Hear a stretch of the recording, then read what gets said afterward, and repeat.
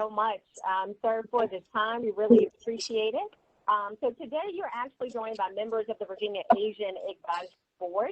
And today's meeting is an opportunity for them to provide you with their annual report or their recommendations. Of course, what you received today is a culmination of 1 year's worth of effort. And so as they bring forward the recommendation, you're going to have the opportunity to first hear from the chair of the board, May Navar. And then following May's remarks, and she's really going to walk the entire team through the presentation. But following her remarks, you'll hear from the board secretary, Praveen, and then the relevant committee members. Of course, sir, it's your meeting. So if you have questions at any time, you're more than welcome to ask those questions.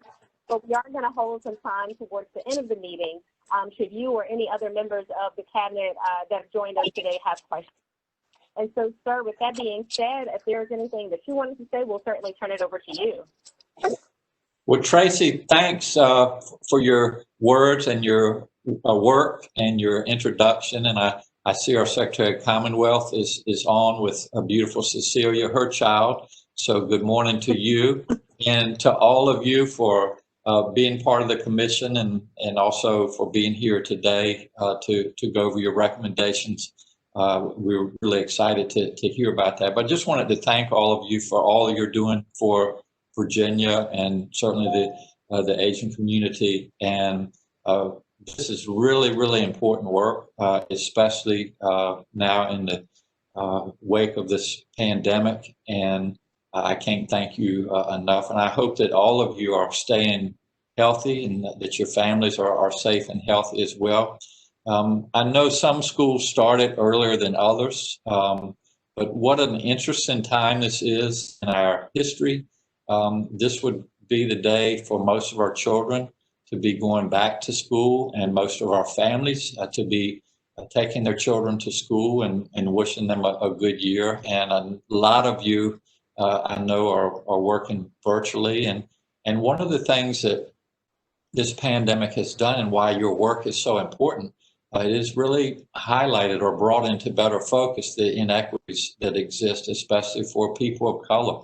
And certainly access to education is one of those. We now realize, if we didn't already, how important broadband is to all Virginians. So hopefully that's something that we can all focus on moving forward.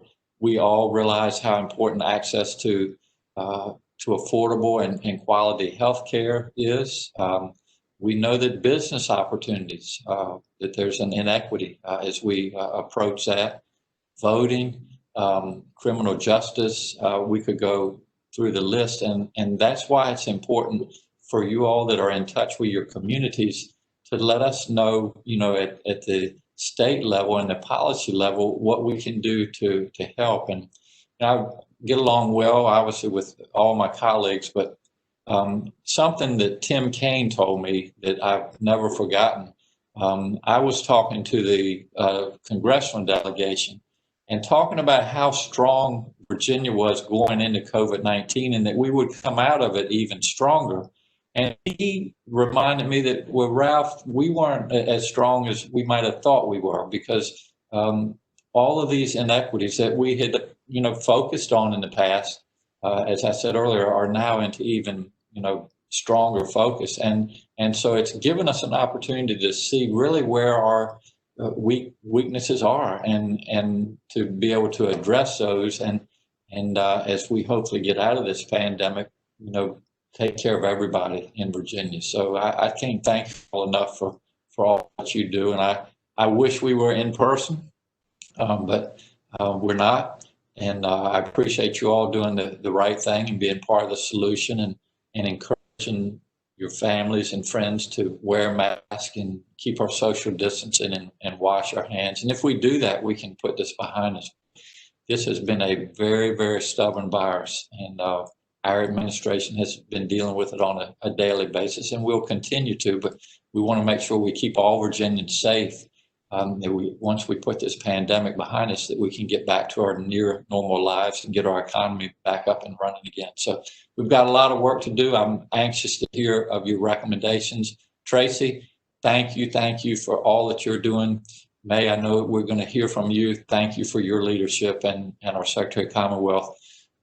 Kelly, thank you as well. So to all of you, stay healthy and safe, and I will turn it back to Tracy. Do I turn it back to you or May? Oh, yes, sir. So thank you so much for those remarks. We certainly appreciate that. And May, I know that you're going to kick things off and really kind of walk your team through the recommendations. So with that being said, I will go ahead and things over to you. Thank you, Deputy Secretary DeStasia, and thank you, Governor. As is very well said, really enjoy hearing you. I think it's such a breath of fresh air to hear the words to help us get through these challenging times. Many challenges on many fronts. So thank you for your leadership and that of the administration, particularly from the Secretary of the Commonwealth's office, working hand in hand with Secretary Thomason and Deputy Secretary DeStasia, and all the entire staff has just been fantastic working through this report throughout the past couple of years. It's been fantastic, so thank you. Providing resources and voices where necessary, particularly to those in underserved communities, is just so paramount. All Virginians have been affected by these challenges, and the API, Asian and Pacific Islander community, has not been immune, particularly where the anti-Asian sentiment continues to grow and small businesses continue to seek relief and recover. Yet here we are managing to do what needs to get done differently, but yet here we are together. And I'm very honored and fortunate to chair this board and lead this collaborative effort to highlight our annual recommendations to you here today. You'll hear from several board members who have led the efforts on our focus areas, areas that have always been very important to us in the API community. Each area has had issues exacerbated by this pandemic. Hence, we felt it was critical to center this year's report on the impact that the pandemic has had on these issues. The team will summarize their concrete recommendations, but I really need to emphasize several overarching ones that touch all of these areas. The need to have comprehensive and sustainable infrastructure to provide services that will disaggregate data to include the API community, and to translate information in multiple Asian languages. We'd like to see all agencies have these capabilities on an ongoing basis and not just during a time of crisis. The collaboration, and I see Dr. Underwood here, the collaboration with Dr. Underwood, the African American Advisory Board, the Latino Advisory Board, Council on Women, and the various work groups that have been created this year have been very productive thus far. And also look forward to the opportunity to engage with the Office of New Americans as well. So I ask that let's continue to strive for diversity, equity, and inclusion.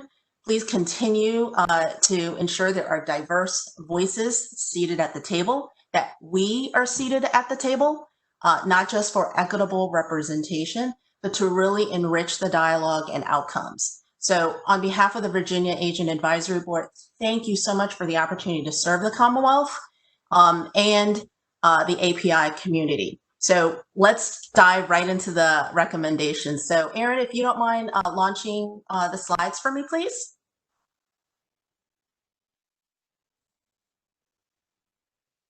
If you can go to the next slide. So this is just to reiterate the charge that we have and our purpose, and to report annually our findings and recommendations to you, Governor. Go ahead, next slide. Nope, go back one. Thank you. Just want to highlight our ex officio members, secretaries in your cabinet. I've been on this board now 3.5 years, and I have seen and have really appreciated the growing engagement from the administration. So thank you so much. Just to highlight the executive committee, 2 members who recently are outgoing members. So I have asked Praveen Mayan, who serves as our secretary, to take everyone through the rest of the board structure and the process that we took to come to our annual report today. Next slide, and Praveen, take it away. All right, thank you, Chair Navar, and good morning, Governor Northam, Secretary Thomason, Deputy Secretary DeSager, administration officials, and Virginia Asian Advisory Board members. My name is Praveen Main, and I'm honored to serve as Secretary of the Virginia Asian Advisory Board. We're very eager to present the work of our 4 great committees and their policy recommendations contained in the annual report. A little bit more about our 4 committees and their focus areas. Our Health Committee delves into the varying health disparities that exist between API communities and other communities in the Commonwealth. Additionally, the committee examines how the varying social detriments of health affect the delivery of health services to our communities. This is a new committee formed this year to focus on mental health, but took on an even greater importance during COVID-19.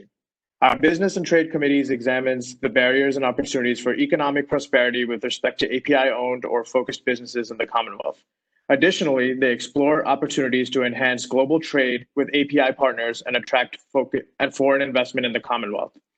Our Civic Engagement Committee assesses the engagement of the API community within the Commonwealth in the areas of public services and programs, voter engagement, and civic participation. We explore the barriers to awareness and access and work to improve communication between the administration, service and program providers, and our disparate communities. And our Education Committee focused on addressing the barriers to achieving a world-class education for APIs and all Virginians. The API community places high value on achievement through educational attainment across the educational spectrum, K through 12, post-secondary, both 2- and 4-year, graduate and professional, as well as trade and adult studies. Next slide, please. I'd like to quickly go over and recognize the board members in each committee. Our committee chairs will be presenting their recommendations to all of us today. Our Health Committee was chaired by Ms. Melody Absith and joined by Ms. Suja Amir, Ms. May Navar, and Dr. Marie Sankaran Raval. Our Business and Trade Committee was chaired by Mr. Bobby Lee and joined by Mr. Praveen Main, Ms. Komal Mohindra, Mr. Pat Malloy, and Mr. Sunny Shah. Next slide, please. Our Civic Engagement Committee was chaired by Mr. Justin Lowe and joined by Mr. Eric Lin, Mr. Razi Hashmi, and Mr. Jiwan Tiwari. Our Education Committee was chaired by Ms. Carla Okachi, Ms. Julia Chun, Ms. Atika Hashim, Ms. Hyun Lee, and Ms. Mona Siddiqui. Our Education Chair, Ms. Okachi, couldn't join us today because she is an educator focused on a great first day of school for her students. Ms. Siddiqui, the immediate past chair of the committee, will be presenting the committee's recommendations to us today. Next slide, please. The Virginia Asian Advisory Board would also like to thank our outgoing members, Ms. Atika Hashim, Mr. Eric Lin, and Ms. Komal Mohindra. We are truly grateful for their service to the board and to our Commonwealth. We'd also like to welcome our new board appointees, Mr. Tay Adderman, Ms. Laura Belden, Mr. Paul Chabra, Ms. Nina Ha, Mr. Pien Tran, and Ms. Da Shin Chet. We look forward to your contributions and work as part of the advisory board's efforts. Next slide. Our committees have put together their recommendations based on board meetings, committee meetings, working groups, civic engagement meetings, and one-on-one interviews. Normally, we would be attending community events, festivals, and speaking directly to large groups of community leaders. Due to COVID-19, we've had to adapt our outreach, but we feel like we've been able to consult with both the community and subject matter experts in putting together these recommendations. We've also had advisory board members on 3 work groups: Health Equity, Ms. Suja Amir, Education Recovery, Ms. Hyun Lee, and a group with the Department of Elections working on recommendations on how to ensure a safe and secure November election, Ms. May Navar. Asian and Pacific Islander Civic Engagement Day was also a collaborative effort with other community groups, including sessions on the census and voting along with networking. We're so excited, Governor, to share our recommendations with you today. I'd like to now invite the committee chairs to help us go over them, starting with the Health Committee. Thank you for your time.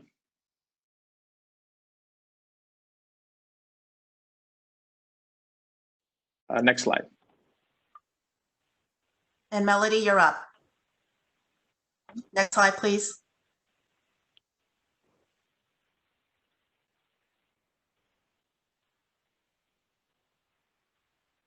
Melody, you're on mute.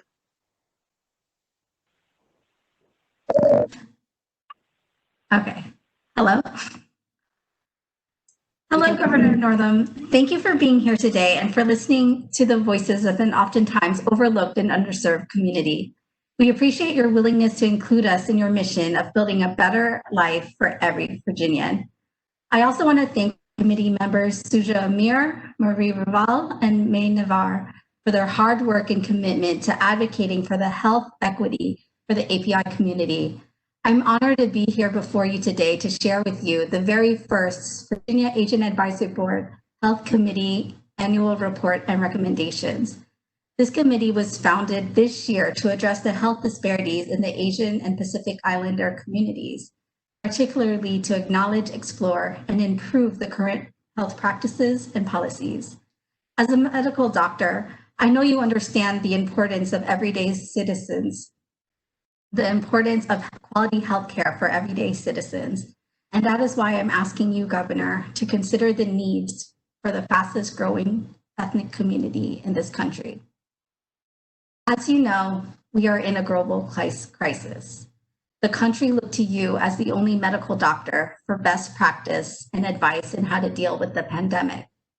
Even though Virginia led the way in social distancing practices, as the pandemic continued, the communities of colors were disproportionately impacted and health disparities were highlighted.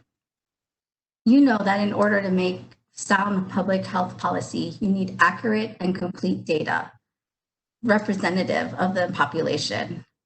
But traditionally, API data collection was not prioritized by the Center of Disease Control or the Virginia Health Department. So without this disaggregated data, it was virtually impossible to serve the specific health needs of my community. In fact, the beginning phases of the pandemic, the only race options were collected were Black, white, and other. So a significant portion of the Virginia population was overlooked, and that's unacceptable. Because of this and your goal for a diverse and equitable Commonwealth, I applaud you for creating the Health Equity Working Group, which VAAB member Suja Amir dedicated much of her time, passion, and expertise. And because of this group, data collection for COVID-19 was expanded to include 7 ethnic categories, including API. And though this is a great first step, there are still gaps in fulfilling the needs of our community. First, the needs of API subcategories may not be understood because they weren't collected. The API community is not a monolithic group, and different ethnic communities may have different needs, such as language barriers and access to care. Another gap is that it doesn't include the COVID-19's impact on frontline workers. And as you know, a significant percentage of healthcare workers are of API descent.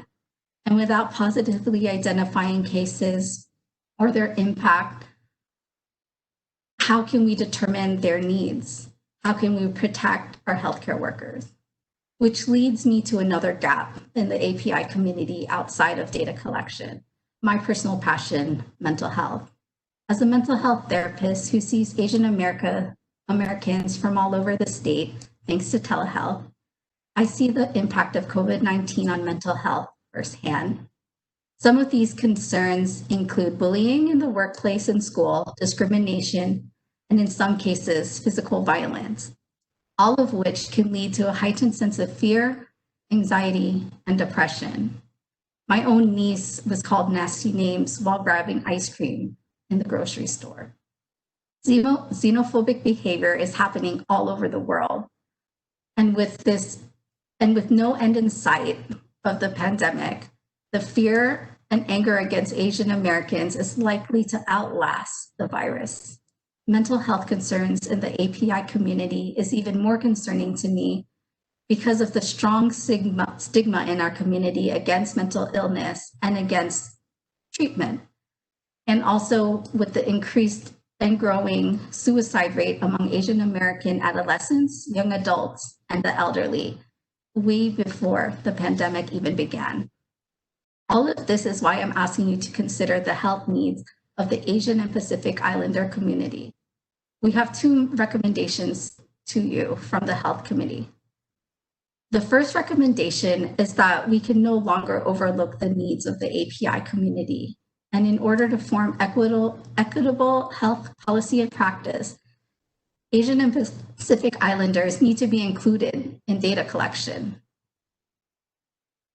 disaggregation, and analysis to reflect Virginia's diverse and growing API demographics. API data collection needs to be a permanent part of the information and infrastructure from now on. Additionally, collecting more specific demographic data, such as ethnicity, region, and occupation, would focus on the needs of specific sub-communities in API culture. And the second recommendation would be to establish a fund for mental health, education, training, access, and research for the API community. For research specifically, look at what is currently being offered, its effectiveness, barriers to access, and other relevant recommendations. With your approval and implementation of these recommendations, we will make a better path to health equity for Asian and Pacific Islanders in Virginia. Thank you. Next up would be Bobby for Business and Trade. Go ahead, Bobby. Thanks. Aaron? Thank you, May. Good morning, Governor. Good morning, everybody. This is the first time I'm presenting in front of the governor and so many important people, so bear with me, okay? As you all know, during this pandemic, all businesses have been affected, especially the small businesses. Now, during the shutdown, I had a chance to work with many Asian small businesses here in the Northern Virginia area, and I can attest to many challenges that they faced. For example, I was helping the small businesses in Falls Church with the Eden Center, where the majority of the businesses are located. I was helping them negotiate the rent with the landlord since everything was shut down. Now, many of these small businesses do not speak English very well, nor understand how to handle these situations. They did not know where to turn to, so they asked me, since I'm the president of the Vietnamese community, and after negotiating the rents for them, the next hurdle was how to obtain the loans available, such as the PPP and the EIDL loans. Now, there were a lot of information and announcements sent from the federal government, the governor's office, and at the county level, but it was on English. Now, these information were changing constantly, and since many Asian-owned businesses are not proficient in English, we had to translate these announcements in their languages using outside translator. We would like to recommend that the state have translations available for the Asian communities, especially Vietnamese, Korean, and Chinese, whenever there is an announcement sent out. These are the three prominent Asian languages in the Northern Virginia area.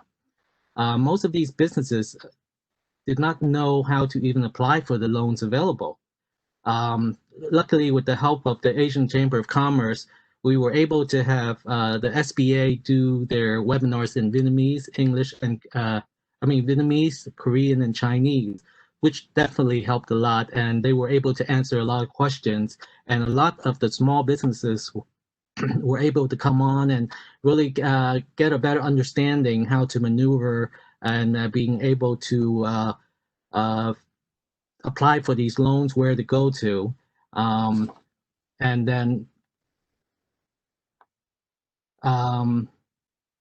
during this time, many of our Asian communities did come together to help one another, but we need more help from the government with programs specific to the small businesses to help handle these situations and to continue to grow their business. Maybe the state can set aside some funding for small businesses to help in an event such as this pandemic, because it's very difficult for small businesses to obtain these loans, which I've faced for a couple months helping these businesses. And since a lot of the money went to big corporations, there wasn't really anywhere where the small business can really go to help, to get help. It was very difficult working with the large banks like Bank of America, Wells Fargo, and but it was easier to get into the credit unions to be able to help these small businesses. So how can we solve these problems and communicate better to all the Asian communities? Because even if there are certain programs available, it has not been communicated to the heart of the community. And that's one problem that we face on the state level, also on the local levels, is how do we communicate that? And I know the governor's office has somebody communicate to all the AAPI organizations, but it seems like every time there's a new person in, we might have to reinvent the wheel and try to build that database again. So we should have something in place where no matter who comes into that position, they can still and continue to communicate to the heart of the Asian communities on all these programs to help small businesses or even just the community itself. As you know, there's a lot of changes with the trade from the federal level with different Asian countries that could affect us at the state level. We should monitor the different political trends to make sure it doesn't affect our ability as a state in dealing with these Asian countries. As you know, the Vietnamese Embassy and the Vietnamese Chamber of Commerce for Virginia is donating 30,000 face masks to your office, the governor's office, and the ambassador and his staff would like to meet you to build a better relationship. And we are still waiting on a date for that meeting, by the way. I also sent a list of commodities that Vietnam would like to buy from Virginia to Secretary Ball's office. And the reason I'm mentioning all this is because, we would like the state to build a more solid relationship with these Asian countries to stimulate more trade between Virginia and those countries, even if the federal government takes a different approach. And the perfect example would be how Maryland's governor was able to obtain the test kits from Korea when there was a shortage and not dependent on the government to obtain them. So, there's a lot of changes in the federal government concerning trade with all these Asian countries, but at the state level, we should still do what we can to solidify those relationships and not have, those federal regulations or, dealings affect us on the state level. So in conclusion, I would like to thank the Business and Trade Committee for all your help with the report, and especially our fearless leader, May, for all your help in putting all of this together. So next, I will hand it over to Justin Lowe, our Civic Engagement Committee. Thank you.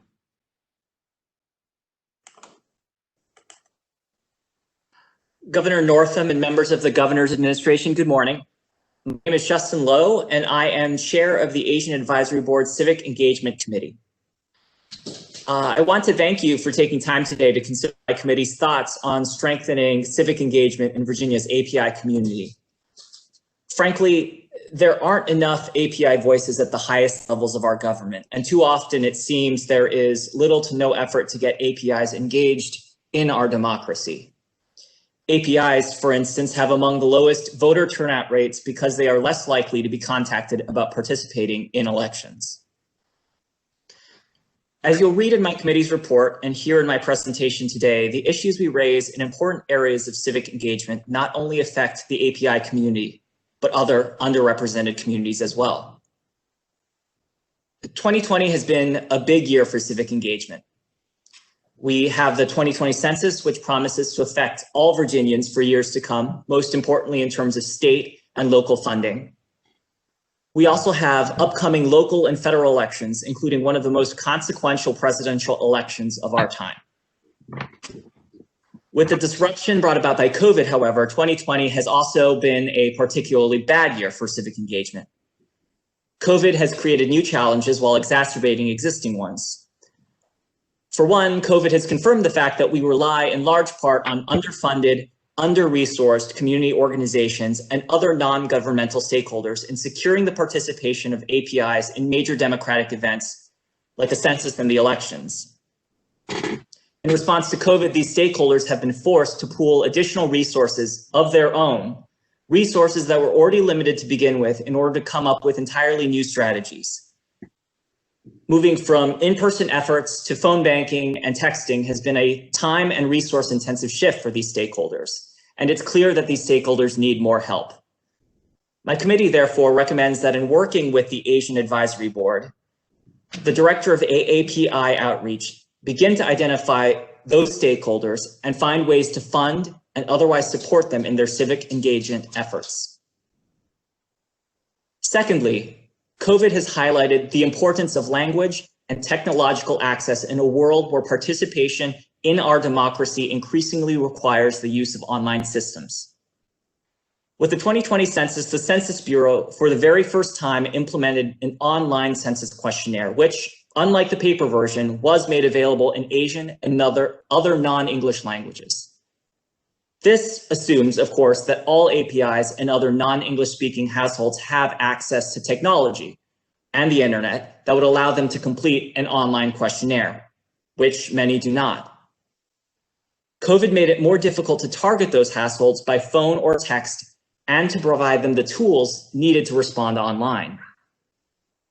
In targeting APIs and other non-English speaking households, stakeholders relied on data from Virginia's Department of Elections, data collected in a way that does not identify persons by their race or ethnicity or indicate whether they might require language assistance.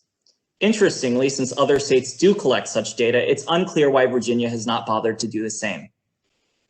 This informs two of my committee's recommendations. The first is expanding internet and other technological access for all Virginians, since that access is tantamount to widespread engagement in our democracy.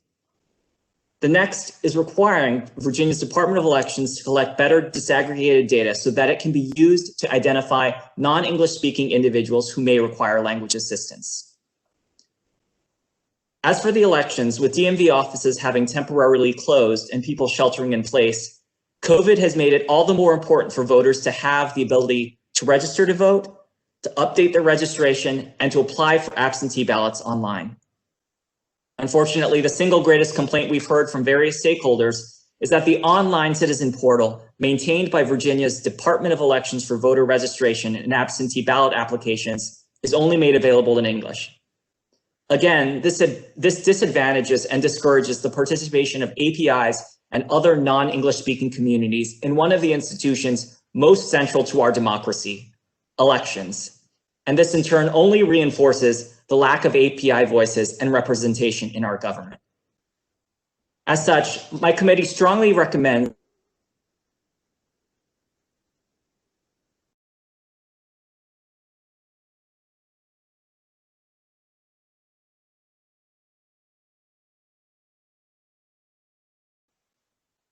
Looks like we lost Justin. Justin, we lost you. So we'll give him just a moment to try to reestablish his connection there. As he was outlining some pretty remarkable recommendations there, so we'll give him just a moment to reestablish his.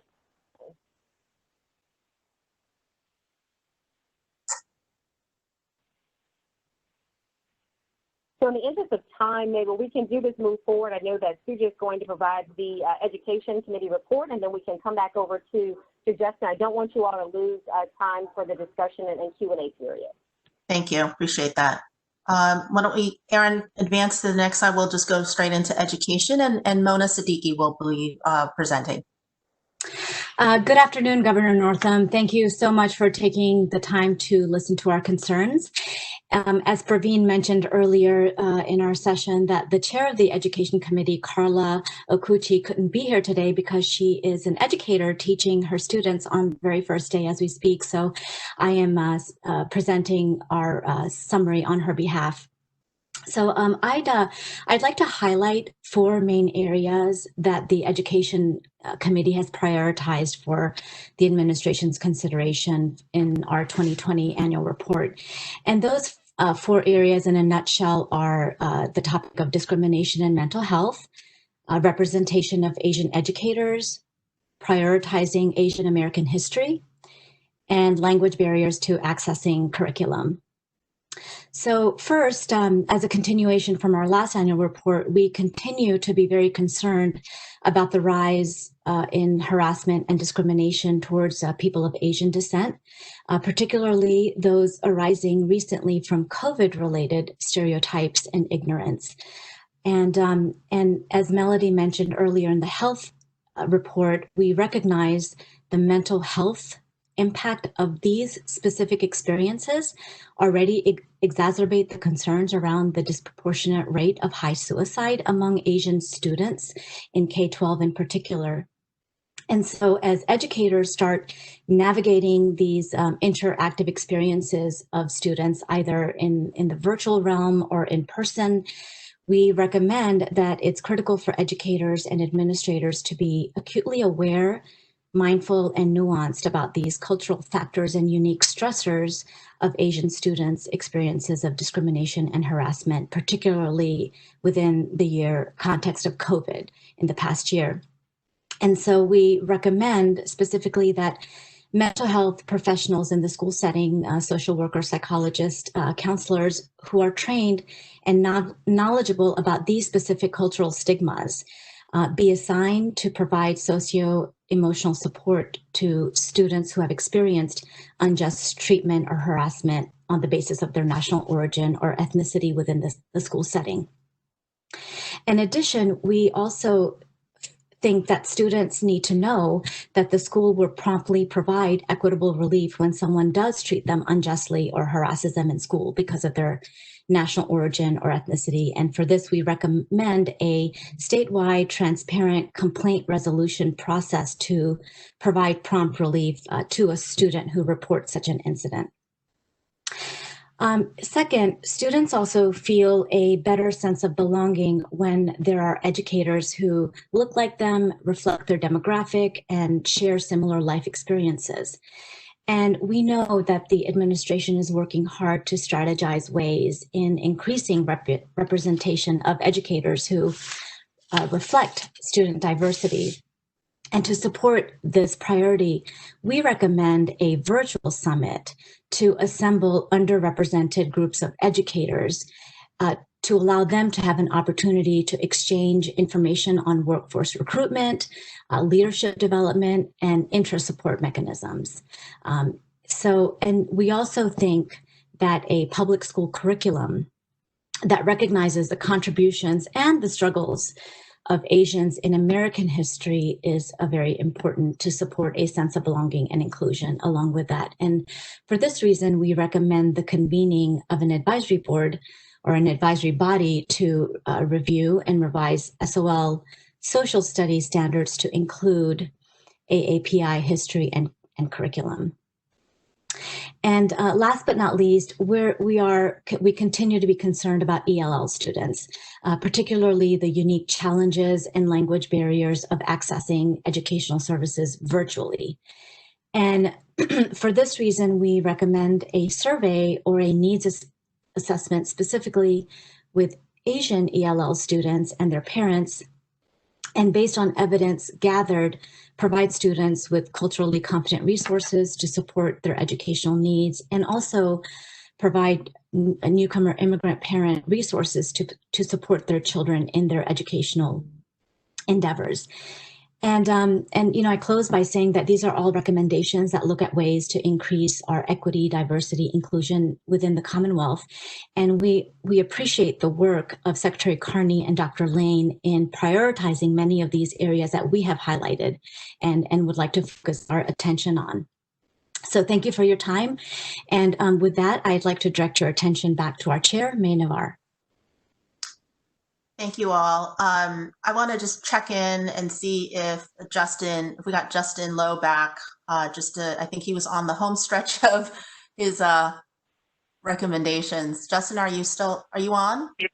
Hello, yes. So speaking of reliable internet, my power went out in Churchill, and I think I may have given an entire presentation to myself. So I believe was I at the point about absentee voting? I'm happy to jump in where I left off, but yes. I don't want to bore you with repeating the presentation. No, you did majority of it, I think. I think you were on the absentee voting. Okay. So anyway, I just wanted to say a word about absentee voting. I think the importance of absentee voting cannot be overstated. Apart from COVID and concerns about voting in person, absentee voting quite simply allows more people to be able to participate in the electoral process, and that is something we should all want for our democracy. Now, Virginia has just this year recognized how important absentee voting is by making it possible for people to apply to vote absentee, regardless of their reason for doing so. This change in Virginia's voting law, however, will be meaningless unless we make other investments that are needed to support absentee voting. It is essential, given the higher number of absentee ballots we're likely to see this year and in years to come, that Virginia ensures that it has the infrastructure that is needed to securely and reliably process those ballots.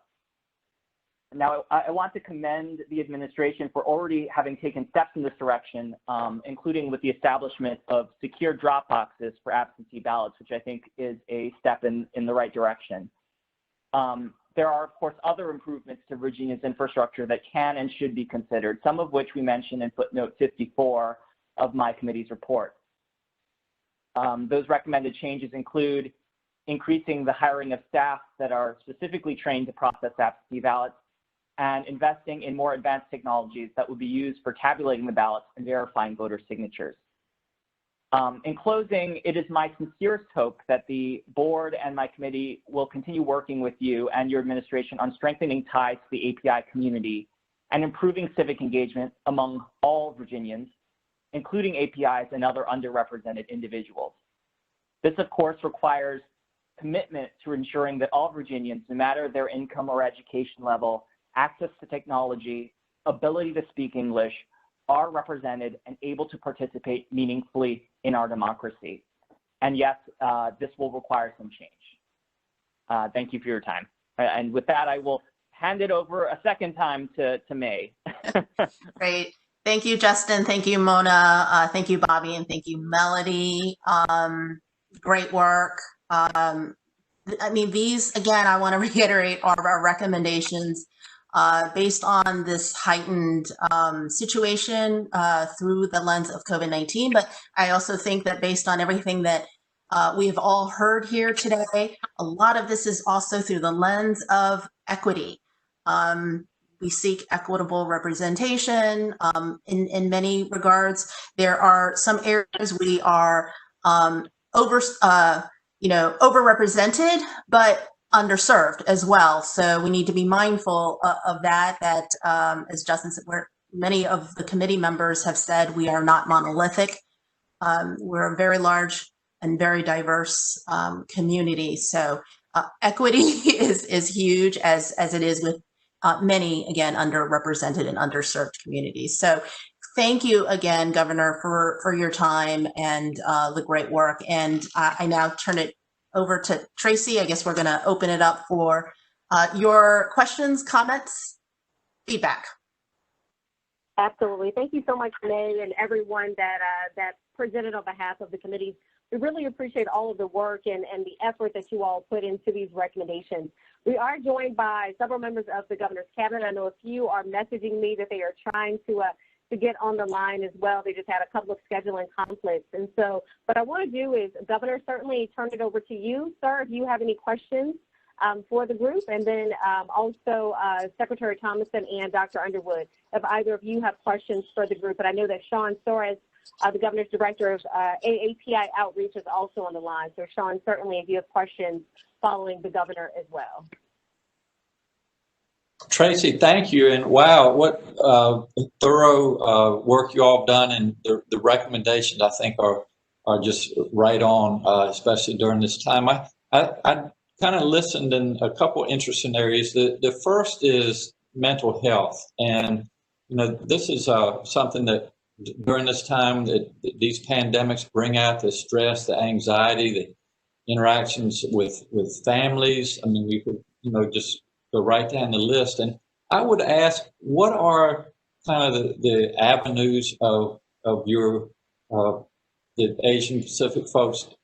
What access do you have to mental health? Is it through the community service boards, and is that where we need to really put more emphasis if there's been a lack of being able to get into that system? And along with that, the language barriers, and I would be curious to hear what some people's experiences were, if they are dealing with our community service boards, and if there's that lack of the language barrier as part of that frustration. And then one last thing, and I think I know the answer to this before I ask it, but if you are accessing mental health care, especially through the community service boards, there probably are a lack of individuals that look like them. And I've heard this from the people of color, that they can oftentimes feel like they're not being listened to and that folks aren't relating to them the way that they should be. So how can we improve in some of those areas? And I think you all touched on some things that we need to address. I'm going to ask that Melody speak to this, because she touched on the stigma aspect of it, which is huge. So it's really making our community feel welcomed and know that this is an avenue that we can go down. But I'd like Melody and her committee to speak on that, please. Thank you, Governor Northam, for asking the mental health questions. I'm so passionate about it. I think one thing to note is there are only 49 licensed mental health counselors in the state of Virginia. I didn't look up the numbers for licensed clinical social workers or psychologists, but I think that number, 49 in the state, kind of gives a picture of what mental health looks like as far as people that look like us. Thanks to telehealth, I see Asian Americans from all over the state who have consistently told me that they did not feel heard or understood. I'm also currently teaching multicultural counseling as a professor, so I hope to change that too in that avenue. As far as mental health services, that's actually what my second recommendation was, or the Health Committee's second recommendation was, because we don't know. We don't know what avenues of mental health care, if any, are being used. Growing up as an Asian American, first generation American, I know that there's a high stigma against mental health. You know, you don't talk about emotions, you don't talk about, going to see a therapist. I mean, it's better now, but there's still a large stigma. So the research recommendation I have, the second recommendation, is to actually look at what Asian Americans actually use. And I suspect that would be going to the medical doctor first and ruling out possible medical conditions as a answer to why they're feeling mental health concerns. I think I touched on all three questions, but please let me know if I didn't. Yes, Melody, I see Dr. I think one of the challenges from a provider's perspective is, and I can certainly imagine it would be from a family's as well, is when you have, especially an acute crisis, who do you call? And just as a provider, a lot of times I wouldn't know, where to get that help. And so I will work with our Secretary of Health, and really, I think sometimes the caregivers are there. They're more than willing to help, but people don't know how to access that help. And so that's, and that comes with the language barriers and just the providers perhaps not relating to folks as well as they should. So we can work in that area. And then one of the points I was going to make, we're right in the middle of our budget negotiations, and I know some of these recommendations require funding, and so this is a good time to really be able to reach out to the legislators. We've obviously proposed our budget, and now the Senate and the House are in the middle of their negotiations. So I would encourage to reach out to the leadership and let them know, how important these things are as well, because we're going to be finishing up our budget hopefully in the next couple of weeks, but then January is right around the corner, and we'll be into the 2021 session. So have the opportunity to make some adjustments then as well. Governor, this is Secretary Kerr. I have been listening. I did not have access to my camera, but that's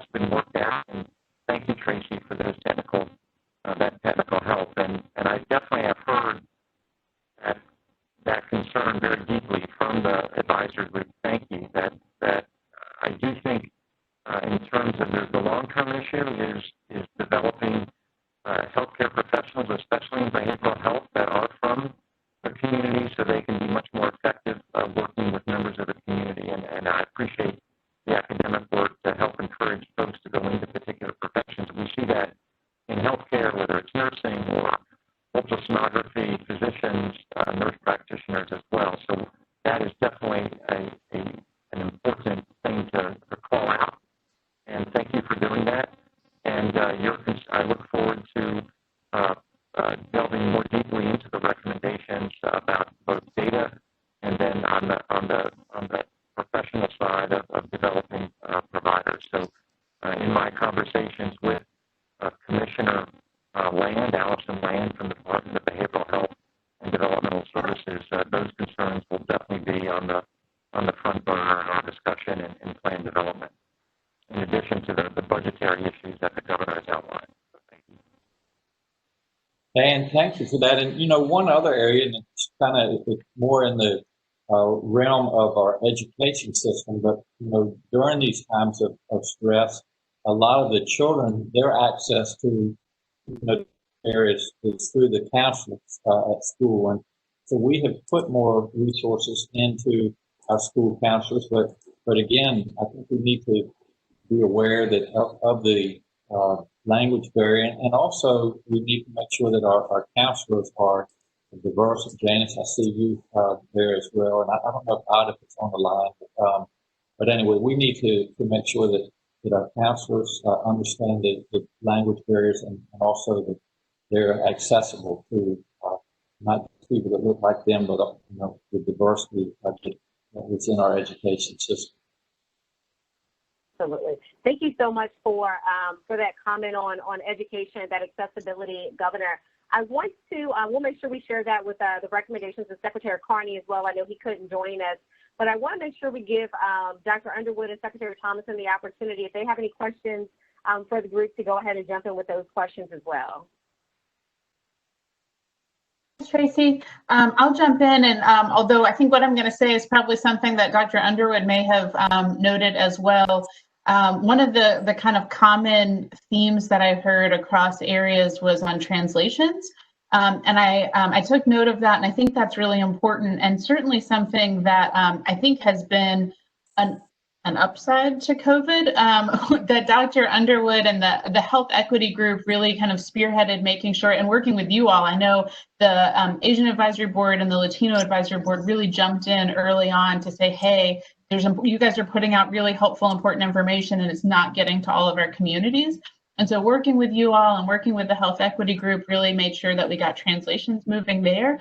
I've heard that is still, and it's not surprising, and I'm sorry we haven't done it before, but really necessary across other areas as well. And so that was a big takeaway for me, is making sure that we're working with agencies. And I think now that the state has kind of been doing it in this one space, it will be easier to have some best practices and lessons learned for how we can replicate that at other agencies as well. And I know it's something that we're already starting to look at and work on just in our area. And we don't have big agencies, as you all know, but the IT team has reached out and they're working on kind of a statewide accessibility with our websites, and making sure that our websites are translated, and that kind of applications and services are being available in our most spoken languages in Virginia. So I know that's something that we're already working on. It's more of an observation, I guess, than a question. But I wonder, in doing your research, if anybody has states that, if you looked at other states and how they're doing this, and if there are any that really stood out as people who are excelling and doing great work in that area.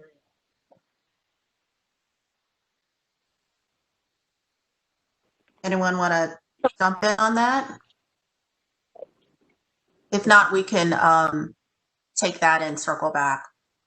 Yeah, it's okay if it hasn't. I just was interested if that had come up in the research, and if not, I think it's not necessary. It's something that we'll work on the statewide level, but if you have, would be interesting. Mm-hmm. One thing I wanted to mention too, you'll see in this particular report, we did not put any demographics in it. information because we would have just repeated what was in our December report. But it will be very, very interesting to see next year's report with 2020 census data, and obviously the very much growing Asian and Pacific Islander community. So all of that needs to be factored in. And I also had mentioned the formation of the Office of New Americans. I mean, these are all reasons why this having translation services across all agencies is so critical to our community and to the Latino community as well. Dr. Underwood, please. Thank you, May. I do want to probably echo Secretary Thomason's remarks, and thank you for having me, Secretary Thomason and Governor Northam and Deputy Secretary DeShazer. You are spot on, Secretary Thomason. That was one of the threads that I heard throughout this report. And just for everyone's awareness that language translations has been one of the top priorities of the Health Equity Task Force. The state that we saw that was doing the best, because we did some sort of cyber stalking, if you will, was New York. New York has probably one of the most inclusive language translations that we found, and we were somewhat using them as an unofficial model. So, but as more are made, come to light, or you all are aware of other exemplars, we'd love to hear from you and kind of put them in our back pocket so that we can learn best practices. In addition to translations, because I think translations cut across a lot of the work and a lot of the issues across this entire response and recovery. Are there other things you'd like to see the Equity Task Force to focus on? So for example, that would be helpful for me to know and bring back to the Health Equity Task Force. This isn't a question that has to be answered right now, and Suja is a part of the Health Equity Working Group, and she can certainly get an email to me or get a response. But we're doing the PPE pilot distribution. We will be prioritizing individual communities that are most vulnerable, especially with regard to the pending hurricane season. We're doing some work there. And there are a couple of projects coming up the pipeline, but I'd love to hear your ideas and even brainstorms that could even help shape our thoughts and our way ahead. And so I just want to throw that out there, not necessarily as a question for right now, but just some food for thought, because your ideas can shape our work ahead. In addition to the theme of translations, another common theme that I've heard throughout this meeting is a lack of API diversity at the highest levels of local, state, and federal government. And so, as you all know, and May, you mentioned this, this is really true of all minority groups, right? There's a lack of diversity of people at the table, as it was mentioned earlier. And so not only just people there for show, how do you get people at the table that are really empowered to do this work and be decision makers and to guide the conversations? And I'd like for you all, and really all of the governor's advisory groups, to partner with me and my office going forward with the One Virginia plan to advance diversity among all those dimensions of diversity we talk about in our health equity working group meetings, and how does that translate to inclusive excellence, right? Because inclusive excellence means increased diversity, means people at the table, it means all these different things, and we can't get there until we have a good representation of Virginia at these decision-making inner circle power tables. So that's another thing I just want to this advisory board to work very closely with me, and that really dovetails into trying to figure out specific strategies to increase diversity, right? Because what we've been doing year after year, we say we want to do it, we hope and we dream and we wish, but we see in all agencies, right, that we continue to hire the same folks over and over and over again. And I think to the credit of the Secretary of the Commonwealth's office, we've seen an increased diversity in our boards and commissions among any other year, and that's amazing. And so whatever that formula is, we want to apply it to all of our state agencies and the governor's office and private companies. We want to see, C-suites and diversified, and we really want to become one Virginia in that way. So that is work that's ongoing, and I really look forward to partnering with you all on that. The other thing that I wrote some notes down as you all were talking, and this is the specific question. All of that being said, what top 3 suggestions or expected outcomes do you want to see out of the Office of New Americans? And the reason why I elevate that as the actual question for discussion, and maybe that's also one that you get back to me on, and not saying that if you don't have something right now, I won't take into consideration anything else, but that is going to fall under the leadership of the office. I will be hiring a deputy that will oversee the forming of that advisory board and as more of a policy advisor or senior policy person, quasi deputy. And so would love to get some feedback from you all as what you really hope to have as an outcome. There are only a few other states that have an Office of New Americans in the nation. And so this is really exciting work. And I'll be partnering with those other states to kind of see what they've done and what's their lessons learned. But if you all can partner with me in what you want from that, that would be outstanding, amazing, and I think transformational. So that's all I have. Thank you so much, Dr. Underwood, for those questions and for those comments, really helpful, as well as Secretary Thomason, Secretary Carey, and Governor, for your questions as well. We are now at the hour mark. I do want to respect everyone's time. I know that many of you all that are board members are also working and busy professionals, and so we know that many of you all have to get back. Really quickly, I do want to turn things over. I believe Courtney Dozier, the Governor's Policy Director, is with us. Courtney, if you could just speak briefly about kind of next steps in our kind of, gearing up for the 2020 legislative session, that would be helpful. And then, Governor, if you have any closing remarks, we'll turn it over to you as well, sir. Sure. Thanks, Tracy. Good afternoon, everyone. I'm Courtney Dozier, the Governor's Policy Director. Just wanted to join and echo our thanks and all the work that this group has done to put forward such thoughtfulness. So our team and the governor's office will have a chance to review this report as well and kind of think through what in between now and the end of the year, what we can incorporate into the governor's policy agenda as we approach the last legislative session. So we are in special session right now. So we'll be kind of walking and chewing gum at the same time, as many of us do here. But we're the timing of your recommendations is really spot on in the sense that we will be spending the next couple of months meeting with our agency heads, the various secretariats. What are the things that really are going to be our priorities in the next legislative session? So just thank you from our office really quickly. I never want to stand between the governor and the end of a meeting, so I'll keep it really brief, but we look forward to kind of being able to intuit a little bit of your work and figure out how it can complement the administration legislative priorities. So thanks, Tracy. Courtney, thank you for your comments and all of your hard work. It's a busy time here in Richmond, so thank you for that. One last thing I just wanted to emphasize, and something to give credit to those that have worked so hard in our Secretary of Commonwealth's office, also our Secretary of Health, Secretary of Education, is the ability to collect data. And, we went into this pandemic and the data collection was less than, where it should have been. And a lot of that was working with the Department of Health. And again, Dr. Carey has overseen that. But data collection is very, very important, and also how to analyze that data. So we started back in March, believe it or not, when our first case was March the 7th. And we've grown a lot because people have really been working. Whether it's for the Asian Pacific community or Latino community, it's people of color, African Americans, it is so important to have data from all of these different groups, not just people that look like me. So we realize that, and I think we've made a lot of gains. So Tracy, I will stop there. I know everybody is busy today, but again, just on behalf of Virginia, thank you all for all of your work. And our work doesn't stop today. It continues.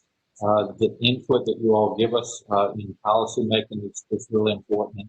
And all our goals should be the same, and that is to make Virginia better tomorrow than it was today, and also to make it more diverse and equitable. So thank you for all you're doing, and we look forward to hopefully sometime soon being with you in person. But in the meantime, stay safe and stay healthy to your families as well. So thanks for all your hard work.